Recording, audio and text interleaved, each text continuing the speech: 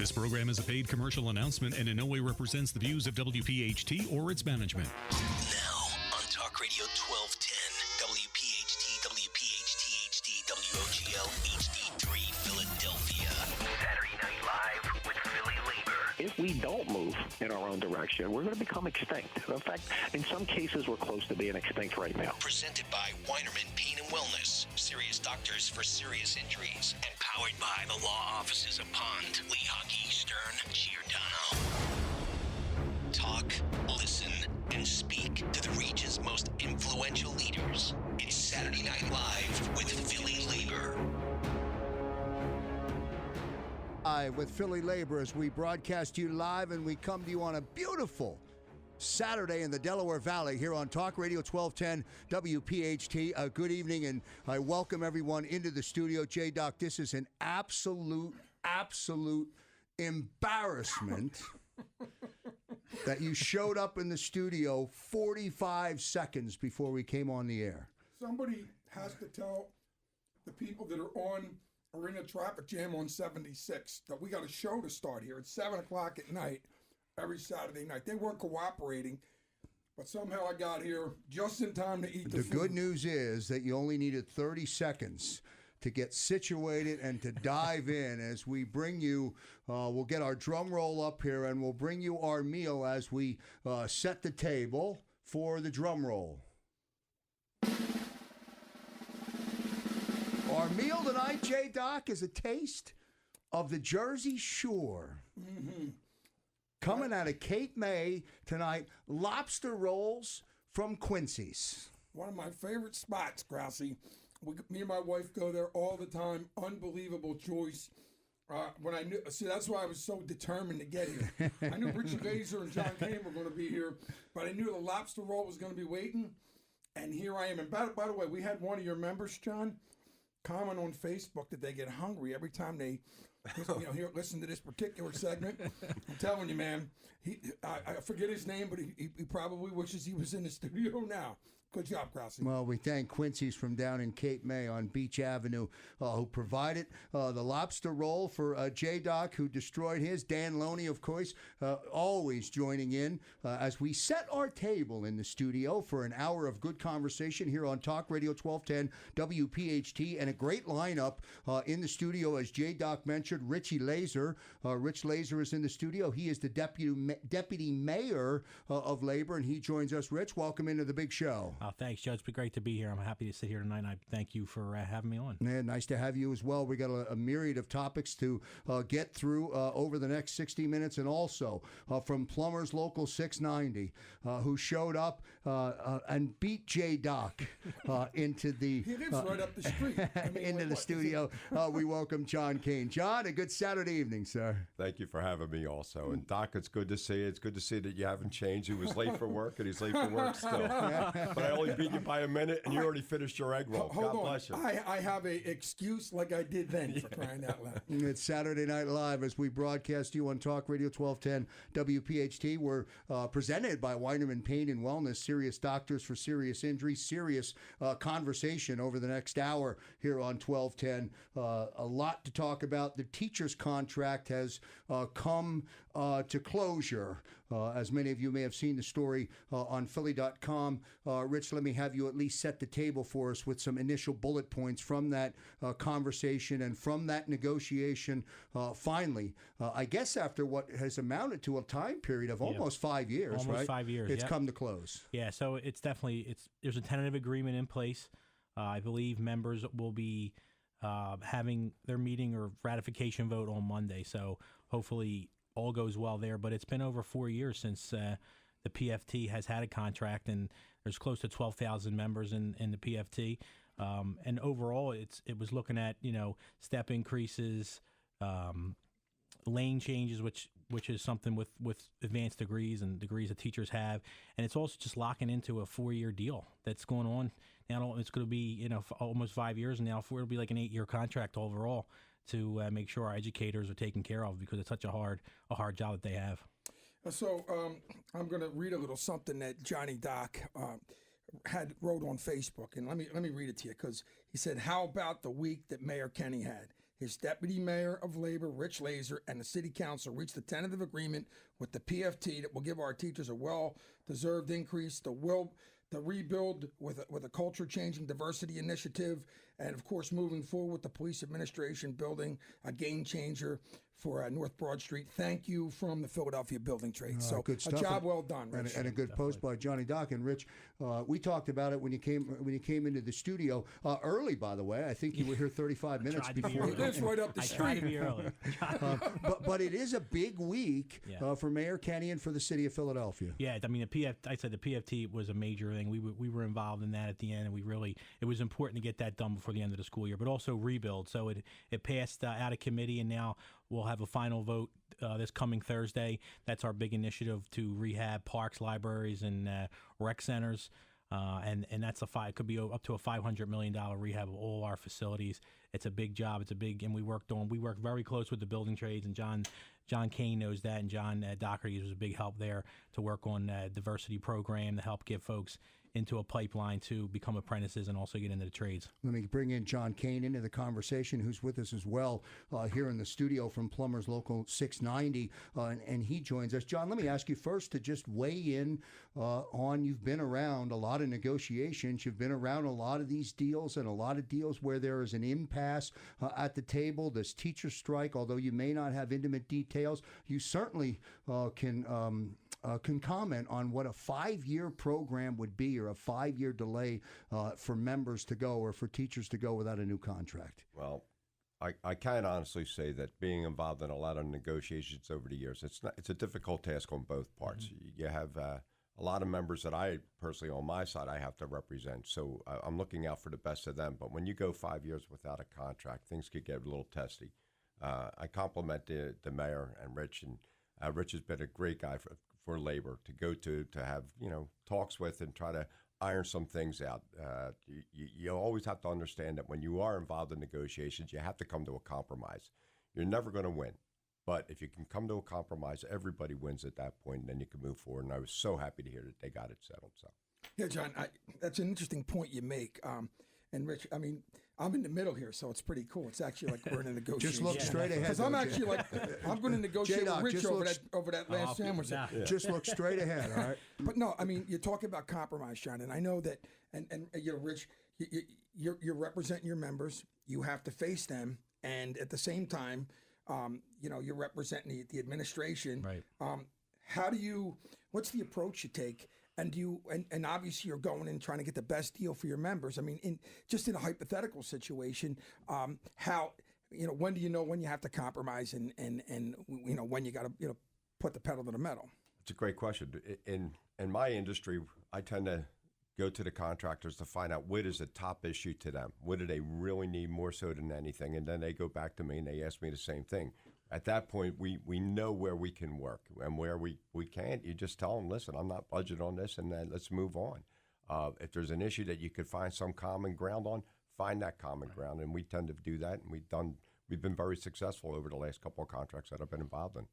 Rich, I'm looking at it, some of the details in with the teachers' negotiation, and so I'm going to read what Jerry Jordan said. He said it was the toughest negotiation since he became a member of the 1990 negotiating team in 1992.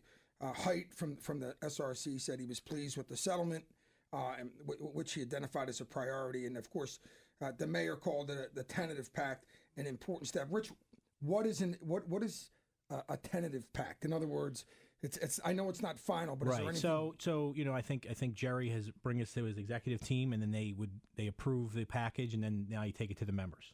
And I know I believe today Jerry did a webinar online to kind of walk through the package for all members, and then they'll be at the Lehocky Center on Monday, I believe 6:00, to ratify. Most likely, now, Rich, you jumped into the conversation. You haven't been in the conversation for 5 years now. No. You jumped into the conversation. Why? To move it along, to try and find common ground? Thoughts? I think the big thing is, like I said, to not have a contract, especially for our teachers, is hard because they work hard every day. They do a lot with a little. As you know, we would like to get more money from the state to help fund our schools properly, but we do what we can, and I think the teachers are at the front line of that, doing that every day. So the longer you go without a contract, the harder it is. So I think the goal was for us to get involved, to make sure both sides continue to talk, and I want to commend both sides, the PFT and also the school district and their team. I mean, everybody was determined, and just like John said, I mean, each side had what was important, and we got down that's at the end of the day, we just had to work it out and compromise on these important issues on work rules and then what the financial package was going to be for the members. And then finally, we got it over that hill. John, bring the listening audience, bring the 1210 listening audience into the negotiation table for a moment. What's the give and take like? Well, a lot of times there's a lot of tough negotiations going on when you're dealing with a lot of anger, especially when you're going for such a long period of time without a contract. You are going to be angry. You sit there, you try to work through it. Of course, our negotiating team, we try to be as polite and as gentle as we possibly can with the other team, but it never happens. You end up, a lot of things get said to each other that are pretty hurtful. You try to get past that by able to ratify the contract, to bring it to the membership, having your entire membership support it unanimously. That way, that's telling me that I did a wonderful job, and also my negotiating team. And I believe that's what's going to end up happening with the teachers. I would hope to see that happen.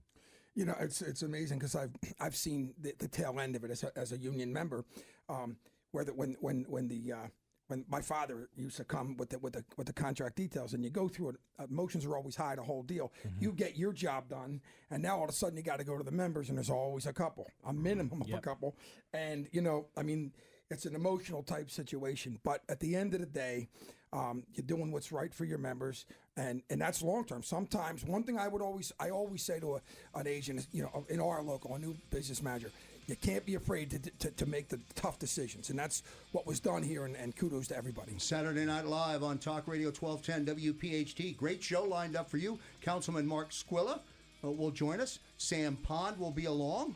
We'll talk about the soda tax. Can we finally put that conversation to bed? Back in a moment. Talking about what you're talking about. Talk Radio 1210 WPHT. We baked in a 55% drop-off in consumption in our modeling, which is ridiculously high. Even if it dropped off 55%, we're still raising $95 million a year. Welcome back to Saturday Night Live with PhillyLabor.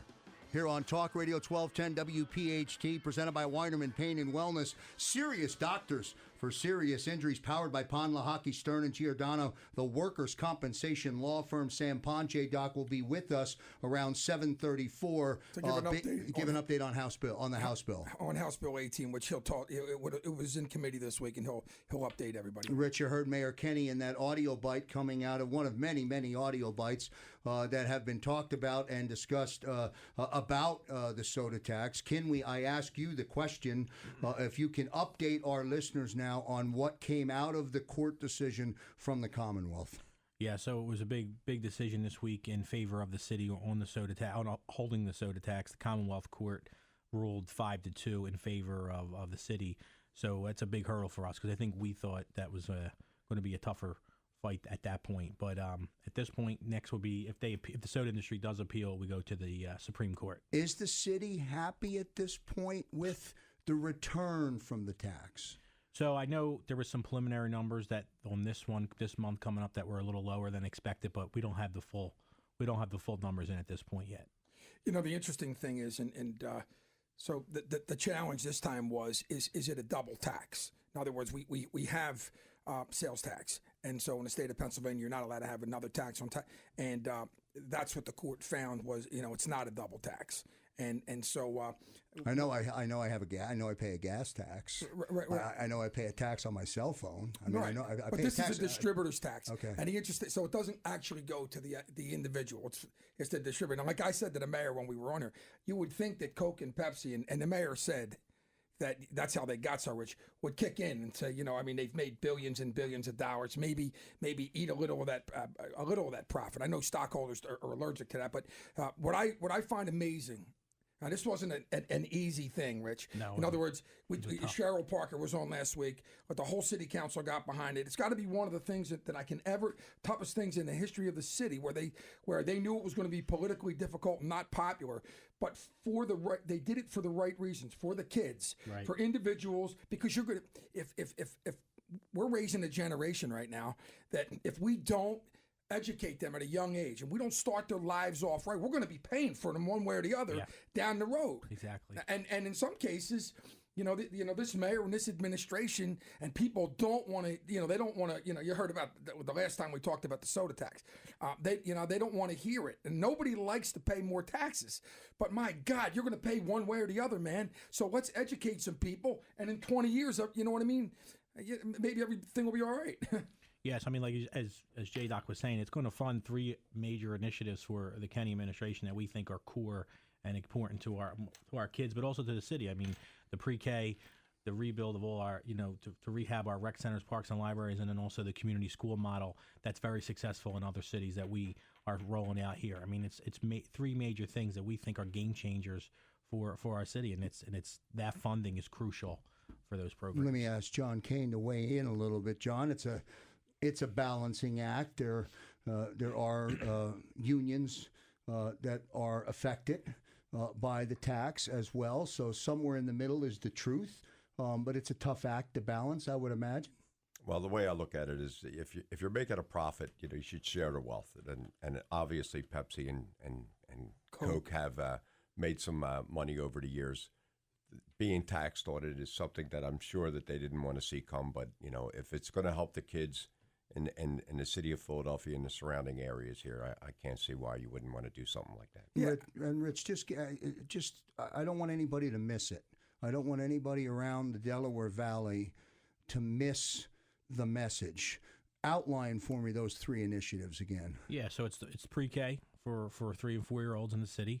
It's the community school model, which is infusing different services into our schools for whether it's different activities, whether it's social services, all kind of other services into our schools, and then also the rebuild, which is to put the $500 million investment into our parks, libraries, and rec centers. And I'm sure other folks here, but I grew up in a rec center and a park. I mean, Burke Playground at 2nd and Jackson I think I lived there. Sure. When I didn't go home, I had to do homework. And Whitman Library and Murphy Rec, I mean, they were my homes, other than Wolf Street.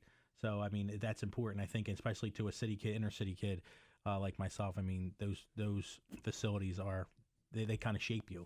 And the amazing thing is, this is part, especially the rebuilds, part of the mayor's initiative on poverty, and of course, let's not forget, John, with the building trades, this is a diversity initiative also. Sure. And Johnny Doc, in his message on Facebook, he gave kudos to the mayor, and I've read in some of the stories, this is a big diversity initiative, with the rebuild. Oh yeah, well, the rebuild's going to be extremely big for a lot of the kids that live in the surrounding areas.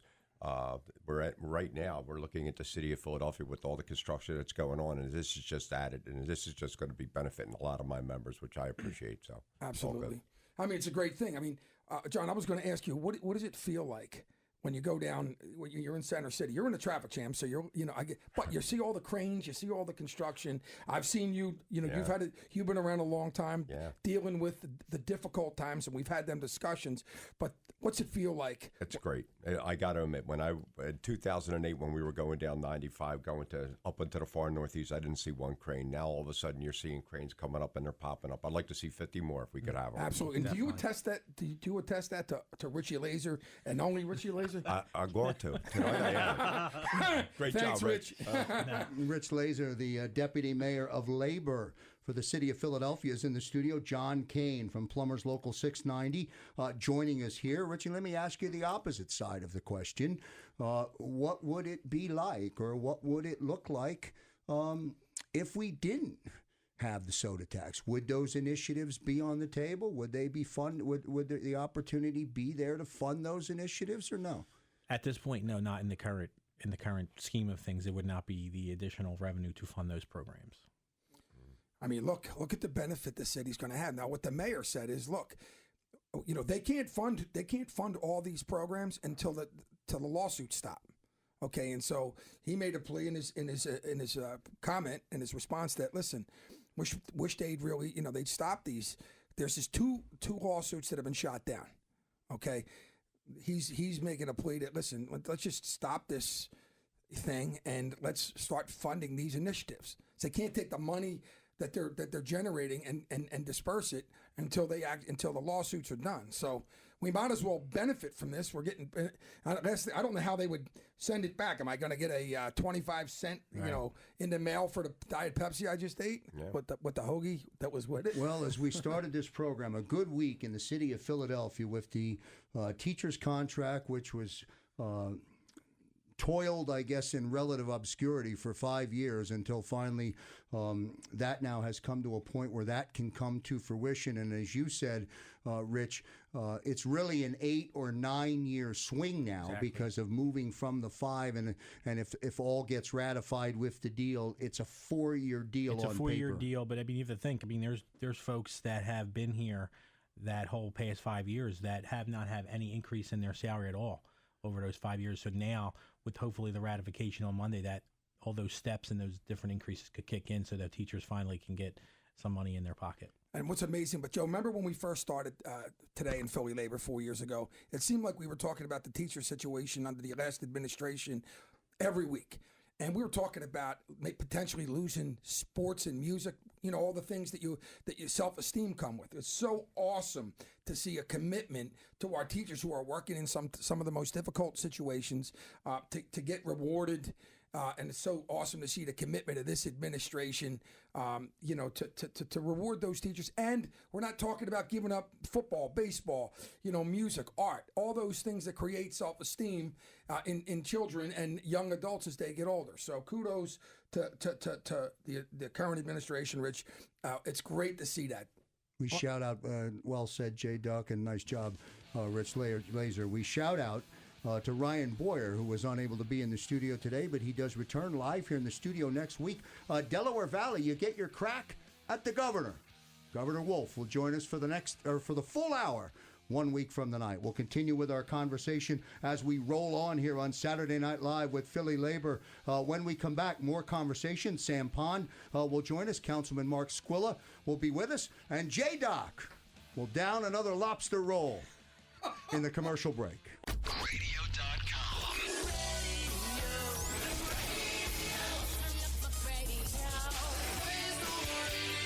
Radio.com. I believe there's room, for the national building trades, the local building trades, to have partnerships with the Trump administration as it pertains to energy, as it pertains to infrastructure, as it pertains to the undocumented worker. And welcome back, everyone, to Saturday Night Live with PhillyLabor on Talk Radio 1210 WPHT. Special thanks to Quincy's for providing lobster rolls this evening. And a reminder, don't forget, coming up after the big show from 8 to 11, stay tuned for Dan Loney, who will take you into the night here on Talk Radio 1210 WPHT. J-Doc, you mentioned your father briefly in the opening segment, and it gave me an opportunity, or reminded me, that on this Saturday, as we look ahead to tomorrow, we wish all of our fathers, or all of the fathers around the Delaware Valley, I guess is the proper way to say that, a happy Father's Day. A happy Father's Day. I think about him a lot. I'm ecstatic to have on the program Sam Pond. Who Sam Pond, I think, before we bring him in, J-Doc, holds first place in providing. Right, the best food we've ever had. The best meal that we've ever had. Now, the lobster rolls were good tonight. They were. But we bring Sam Pond in, who joins us by telephone, not in studio, but joins us here on Saturday Night Live with PhillyLabor on Talk Radio 1210. Sam, a good Saturday evening, sir. Well, thanks for having me, and I had nothing to do with that food. As far as cooking it, I just delivered it. But thanks for having me, gentlemen. It was a great choice. And Sam, so this week, I think it was Monday, House Bill 18, which we've talked about for a long time, was in committee and it had a discussion. You want to give us an update on what happened and where we're at? Yeah, before I do that, I do want to wish everyone a happy Father's Day, everyone on your program. And Joe, I spent a lot of time with your dad, and I'd stop in there in Northeast Philly with him, and he'd sit me down, and 3 hours later, it seemed like it was 10 minutes talking to your dad about labor and protecting working folks and just providing a decent wage and benefits. And I know you have Johnny Kane on, and John's a great leader. Thank you, Sam. And as a fighter, and quite frankly, the pipe trades with John and Anthony Gallagher and Wayne Miller, working 24/7 are just. I don't know if people realize just what these folks do and how committed they are to protecting their members and what they do in regard to their families in providing and negotiating, and also providing great skill in regard to the tradesmen that provide and build our city. So it can't be overlooked, and it has to constantly be mentioned and reminded. Thank you, John. Thank you. Thank you, Sam. But having said all that, that's very important. We had out of the House and Labor and Industry Committee came House Bill 18. It was approved by one vote. All the D's stood hard. Representative Mert was there for working folks and voted against having the bill come out of committee. It came out of committee, and it will go to the House floor for vote on Tuesday of this week. Now, John, Sam, tell us what House Bill 18 is. We're gonna, we have more than 3 minutes. So, we're gonna take this next 7 or 8 minutes to talk about it. But if you can, tell us what House Bill 18 is and what it would do to injured workers if it passes. Well, House Bill 18 is a further erosion of the grand bargain. Anyone that works gave up a constitutional right to sue their employer in 1915 in the Commonwealth of Pennsylvania in exchange for workers' compensation benefits, which are limited to a weekly check that has no cost of living adjustment. And quite frankly, the building trades really get hurt on this because they're, if you're making $2,500 a week, you're going to be capped at less than $1,000 a week. And that'll never go up. It doesn't matter how catastrophically you're injured. It'll take away the medical treatment that they get. And it's government intervening, and it's government saying, we're going to erode this. And I know we've saved $1 billion on workers' compensation payouts, and we're making money hand over fist, but we want to make more money. And if someone just got up and went to work and got killed or injured on the job, we're not going to provide any medical. And quite frankly, the beauty of it is for them is that it not only takes away the medical, but if you take away the medical, we don't have a case. So they more than likely won't get any checks. And then the byproduct of that is they're going to have to go somewhere else to get their medical paid. And if they're a union member, they're going to go to the Health and Welfare Fund. And that Health and Welfare Fund will pay the medical that was the responsibility of the insurance company that charged the premium to the contractor. And if that can't fit, or if that gets exhausted, then they'll go and become a ward of the Commonwealth of Pennsylvania. And all the taxpayers will take on the responsibility of an insurance company that charges an employer a premium to pay out. Despite making historic money, there's 325 insurance companies in the Commonwealth of Pennsylvania since 1995 that are knocking themselves over to write workers' compensation because it's profitable. This is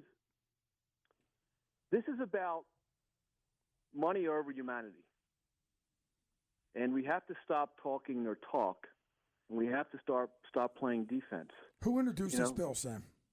Representative McKenzie out of Lehigh and Berks County. And I had a meeting with Representative McKenzie on Monday, and I tried to reason with him. And what I said to Representative McKenzie, is this a health coverage that you have? You don't have this health coverage, do you? Your health coverage is paid by the citizens of Pennsylvania, and it's not this.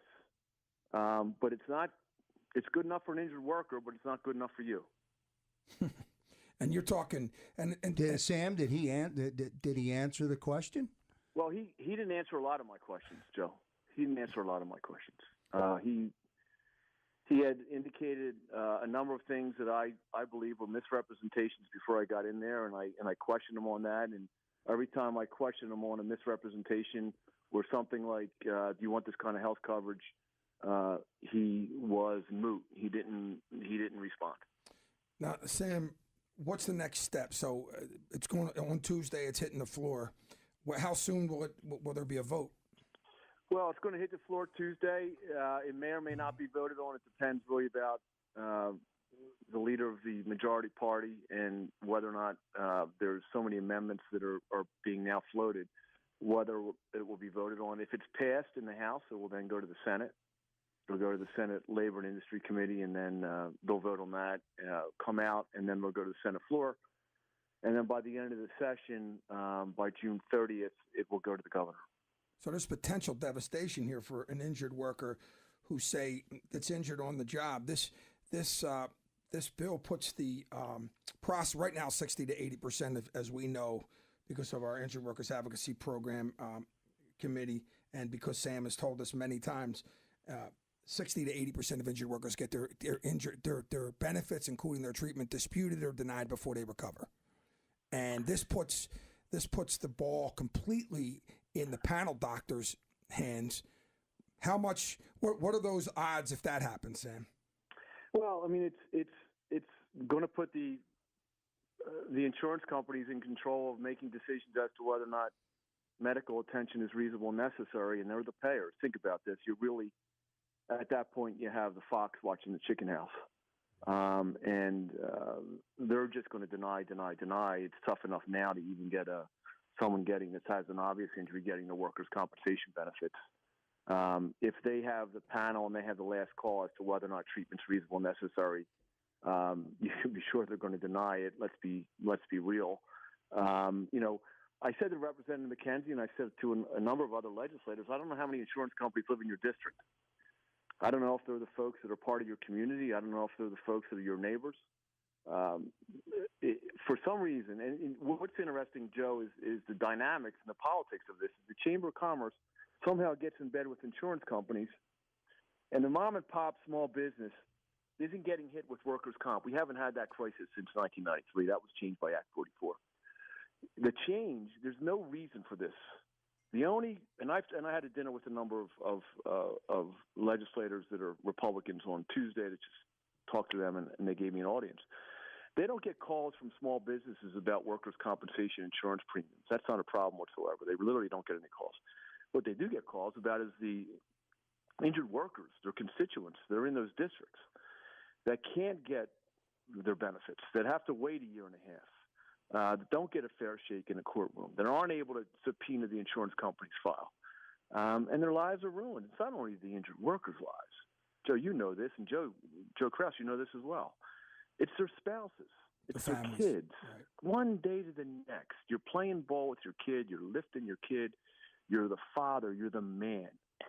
And the next day, you're nothing but a shell. And not only do you have to worry about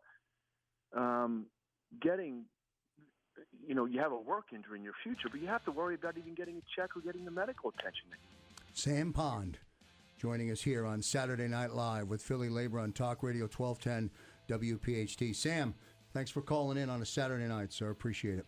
Thanks for having me. Happy Father's Day, Sam. Happy Father's Day. Thanks, All right, good stuff from Sam Pond. We'll take a commercial break. We roll on to the top of the hour when we come back after the break. More with John Kane, more with Rich Lazer, and Councilman Mark Squilla will join us on The Rebuild. Back in a moment. Local lives here. Talk Radio 1210 WPHT. I've been coming out of step with them guys, okay? And I was a treasurer of the Democratic Party. I've been a loyal Democrat my whole life. But I've told people, and it hasn't, like I told you, it just didn't resonate with this election. If you look at the last few years, I've been telling people we have to become a little bit more individual. We have to be more of our own brand. We have to do a better job at becoming a business. And welcome back, everyone, to Saturday Night Live with PhillyLabor on Talk Radio 1210 WPHT. Special thanks to Sam Pond for checking in. Don't forget, 1 week from tonight, 7 p.m. next Saturday night, live here on Talk Radio 1210 WPHT, the Governor Wolf will be with us as Ryan Boyer returns, and we'll go one-on-one with the governor for the full hour. Should be a great conversation and a good show next week. Rich Lazer in the studio, John Kane in the studio. Good conversation, my friends, all through that first 35 minutes. Rich, when we started the program, we talked a little bit about the wins this week for the city, and one was the rebuild. Yeah, definitely. As we said earlier, it was voted out of committee. It'll be coming in front of council for the final vote at the last session before the summer break. And it's, as I said earlier, it's one of our out of the big three, it's one of those three initiatives that is part of our platform, part of Mayor Kenny's administration, and and I don't think it's ever been done before in that I've known of or in the past. $500 million to be invested in our parks, recs, and libraries, which is a big deal. And city council's our partner on that. And with the administration and council together, we really look forward to moving this program forward for our citizens. Let's bring in Councilman Mark Squilla on that note. Well said, and that's a great tease. Let's bring in Mark Squilla, who joins us here on Talk Radio 1210 WPHT. Mark, a good Saturday evening, sir. How are you? Great, doing wonderful. It was a great week this week for the city of Philadelphia.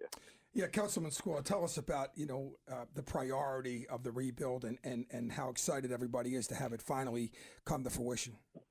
To me, this is a groundbreaking legislation that was passed. It's going to be something that, when it's completed, will be, I'm sure, copied and emulated throughout the country. We have a great opportunity to look at our parks, playgrounds, and libraries, to be able to go in there and really spruce them up. And we realize as Philadelphians how much open space means to our residents. And, we got emails and calls all along the way to make sure that, we were supportive of this process, and we surely were. But to be able to finally have it done and to be able to hopefully get this done on Thursday and vote it out, which I believe will be the case, it's just groundbreaking. And people will be watching this to see how it materializes and how we work it out. And I'm sure once completed, you'll see this be done in other municipalities throughout not only the Commonwealth, but throughout the country. Let me ask John Kane to follow up, Mark, his comments there with John, weigh in there, if you will. Councilman, I'd like to thank you personally for all the hard work that you put into this and passing this. It's extremely important, not only for our contractors, but also for my members that live in the city of Philadelphia. And it's also an opportunity for a lot of the kids that live in the city of Philadelphia to get an opportunity to get into the building trades. And that's something that we're excited to do. And we're excited to work with you guys. And personally, I wanted to thank you.